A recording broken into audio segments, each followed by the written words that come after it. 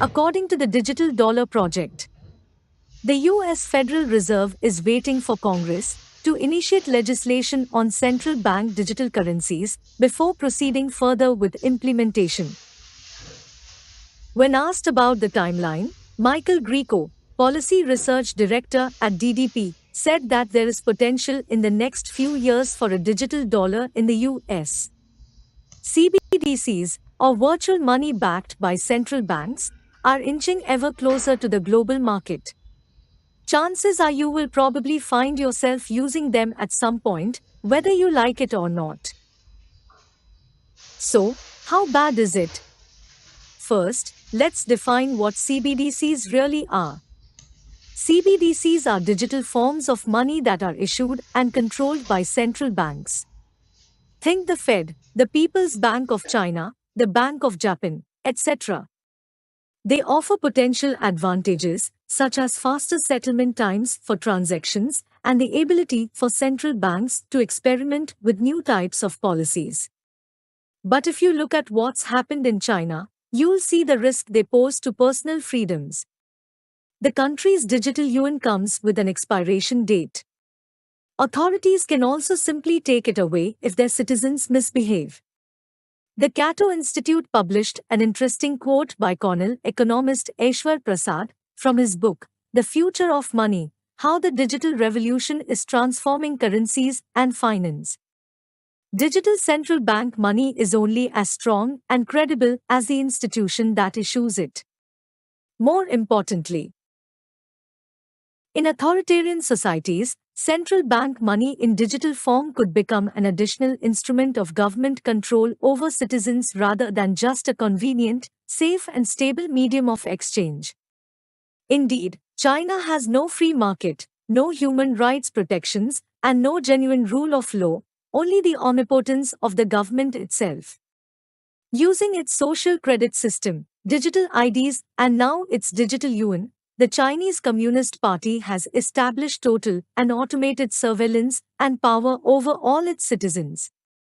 Using digital ID systems, it can track and locate individuals. Now the digital yuan enables it to track any and all expenses, plus freeze accounts based on their social credit score.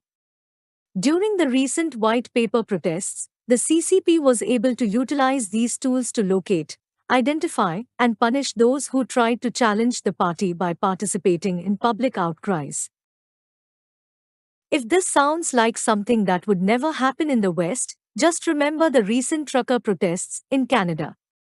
If Justin Trudeau, Canada's Prime Minister, had a CBDC in place back then, he could have been able to limit, reduce or freeze assets of all perpetrators much faster and more thoroughly than how it actually happened.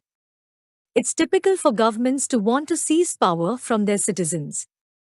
So no matter what country you are in, it's smart to pay close attention to its plans to implement a digital currency. And it's not just the central banks you want to watch. The Bill and Melinda Gates Foundation is financing research into a CBDC and digital identity program combo. Although the US and many other countries are years away from developing, let alone implementing, their own digital currencies, it's not unreasonable to expect that users get the short end of the stick. Even on their best day, CBDCs still give unparalleled surveillance powers to a government. And if Edward Snowden and Julian Assange taught us anything, it's that no government in the world can be unequivocally trusted. Even if governments worldwide decide not to financially oppress their citizens, it's a given that they'll keep doing what they did in the past, bailing out banks and other favored institutions. Additionally, CBDCs could also potentially limit the ability of individuals to use alternative forms of currency, such as cryptocurrencies. If the government has complete control over the money supply and only allows the use of CBDCs on approved goods and services, it could restrict the use of other forms of money and limit individuals' financial freedom and choice.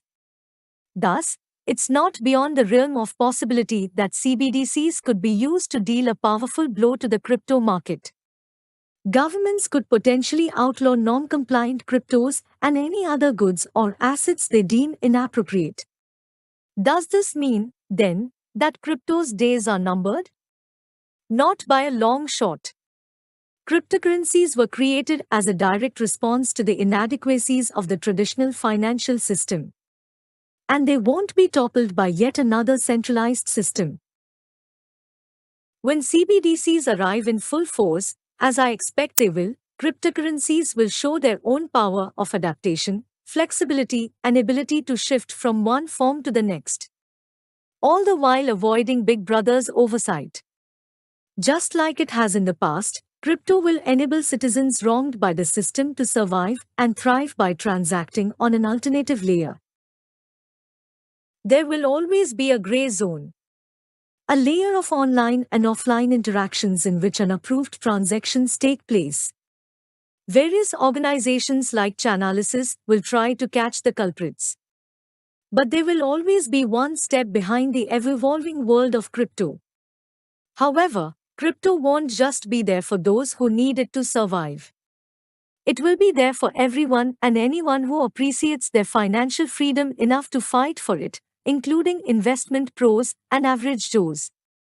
All the while, they'll be using a system that remained rock solid and dependable amid all the controversies and theft, decentralized finance. Having these users invested in crypto will not only allow it to weather any possible storm, but also to thrive in spite of it. So, no matter what happens, crypto will remain the only truly independent asset in the world. It will continue to be a go-to choice of those who value their financial freedom. And the Ways Crypto team will be here to ensure you know which ones are the best to invest in, which to avoid, and what you need to